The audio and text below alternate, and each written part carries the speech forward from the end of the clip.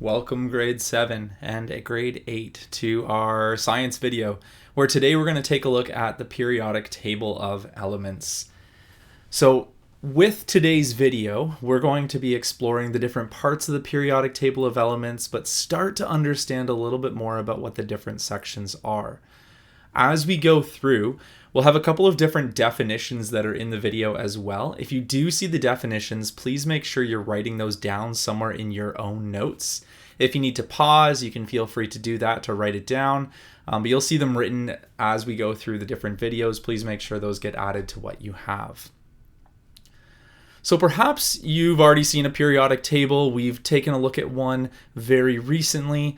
And the periodic table really is a work of science. It's a compilation of years of inquiry and experimentation.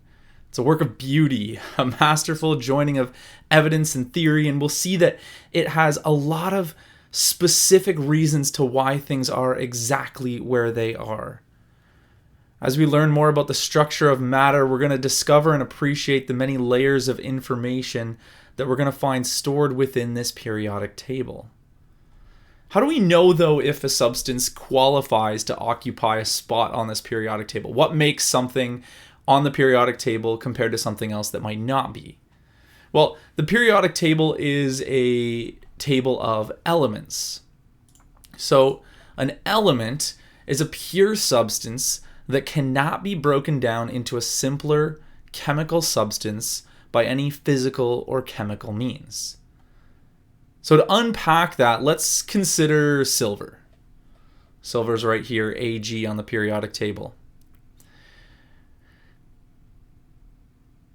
You can't carry out any chemical reactions or physical changes that will convert silver into anything chemically simpler.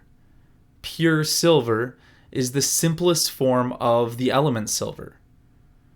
The element symbol Ag is used to represent silver on the periodic table.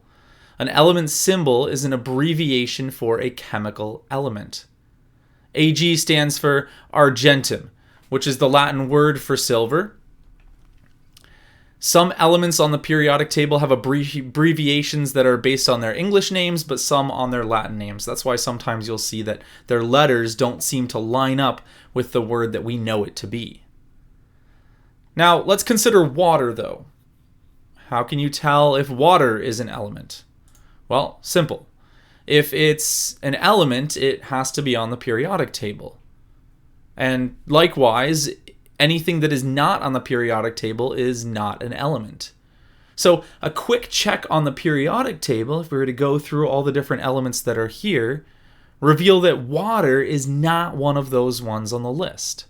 So it's not an element. It must be more complex, made up of two or more different elements. Indeed, if you were to run an electrical current through water, you would find that it produces two gases that can be identified as hydrogen and oxygen, two elements that we do see on the periodic table. Any pure substance that is composed of two or more different elements that chemically join, we call a compound. And we're going to be learning a lot more about compounds as we continue to go through some of what we're going to be learning about. You can already tell as we go through this how useful a periodic table is going to be. It serves as a quick and easy reference to distinguish elements from more complex substances. And that's because elements are the building blocks of all substances.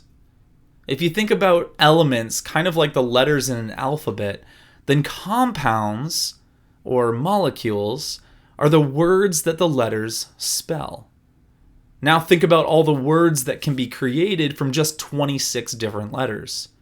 If there are over 100 letters in an alphabet, or the 118 that we have here, there must be countless words or molecules that can be formed.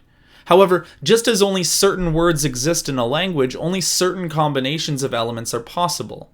The periodic table can show us the underlying patterns of this combination, and as we go through, we're going to take a look at how our theories of the atom can explain some of these different connections or some of these different patterns.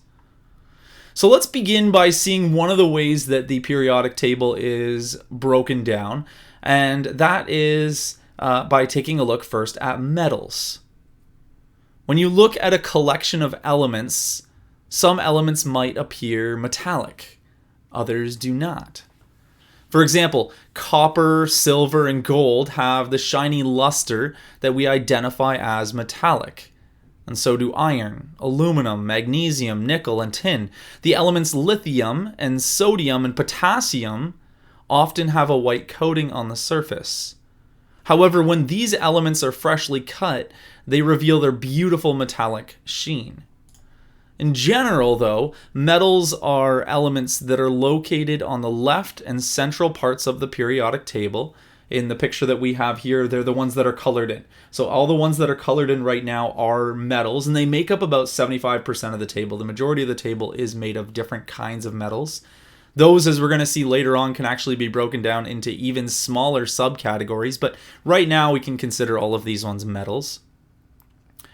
And they are solids, generally, that display a metallic luster. There's always going to be some exceptions to the rules, and we're going to get into those a little bit later on, but they're generally solids that have kind of that shine to them, that luster to them. The metals that we take a look at here are all the ones that are colored in. Now, on the other side of things, we have metals, but we also have nonmetals. Nonmetals are elements that are, well, not metallic. Nonmetals are found in the upper right portion of the periodic table, and we'll see the ones that are colored in now are the nonmetals. The one exception is hydrogen. Hydrogen's kind of its own special case over there in the top left, but all the rest of the nonmetals are located in the upper right corner of our periodic table. They are mostly gases. Some might be dull, powdery solids, though. The only liquid nonmetal is bromine, element 35. A bold line that represents a downward staircase starting at boron separates the metals and nonmetals. So here are nonmetals. They're elements that are not metallic. They're found in the upper right portion of the periodic table. Mostly gases or dull, powdery solids. And so we've now separated this table into what we call our metals and our nonmetals, but there's actually another category as well, kind of like an in-between category. And that in-between category we call our metalloids. Elements located along the staircase line, if you see the part that's highlighted now, they kind of make a little bit of a staircase going down from boron all the way down to astatine. Metalloids are elements that have properties of both metals and nonmetals.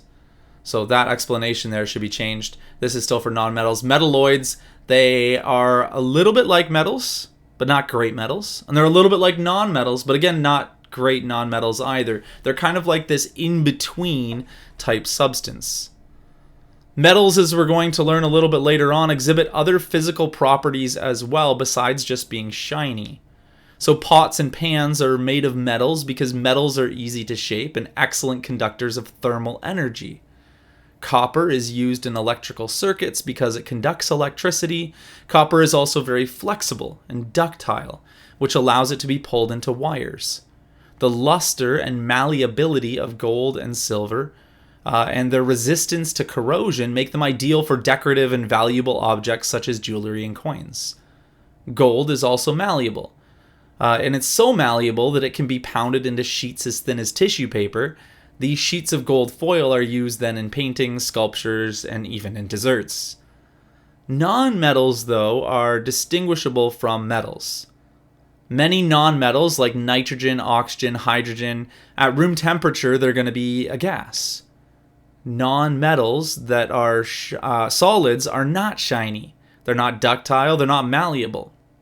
Consider a charcoal briquette, for example. It's mainly composed of carbon, which is a nonmetal. It's dull and brittle and shatters easily if pounded or stretched. Nonmetals are generally poor conductors of thermal energy and electricity. Carbon is one exception that we have there. And so if they're poor conductors, the opposite of that actually makes them good insulators. We take advantage of this non-conducting property of nonmetals to insulate our houses in winter.